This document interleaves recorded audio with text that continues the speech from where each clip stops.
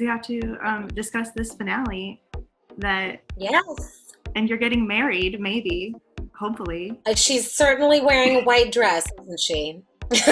She's gonna carry some flowers, she's gonna walk down an aisle, but the rest remains to be seen.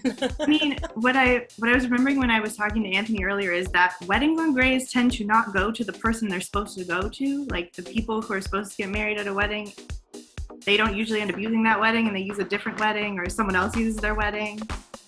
That's true. That has happened a few times. A few times.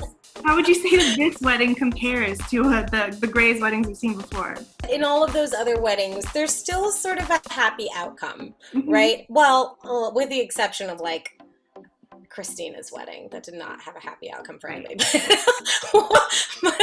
And probably some other ones too, actually, that I'm not thinking of. But like you said, somebody gets married in the end. So similar to that, it's like, I think that people will still be happy about what happens, even if it doesn't look quite the way that they were expecting. I'm just thrilled that Maggie finally has a successful romance that doesn't end sadly or weirdly. Weirdly too. Like, remember when DeLuca like dumped her awkwardly in the middle of the lobby? Like, it was so humiliating and bizarre. Yeah.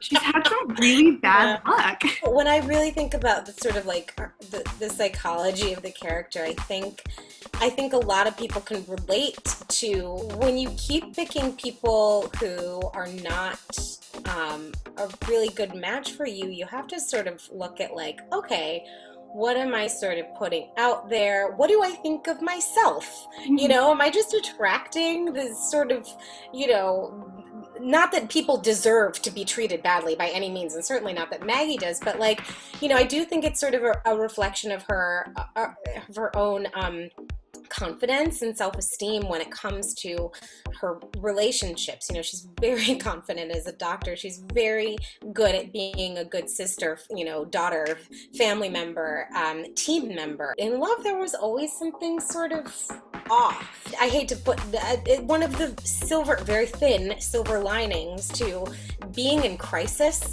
like the way that the world has been, the way that Grace Sloan Hospital was all year long, was that it really sort of, it makes you cut through the nonsense and get over yourself and not let your ego get in the way of your happiness. When wherever there is happiness, you want to take advantage of it. And I think that was part of her. I really loved exploring her embracing that and not overthinking it and getting in the way of what was available and clearly very good, you know, for her in the love department. So I loved exploring that this season.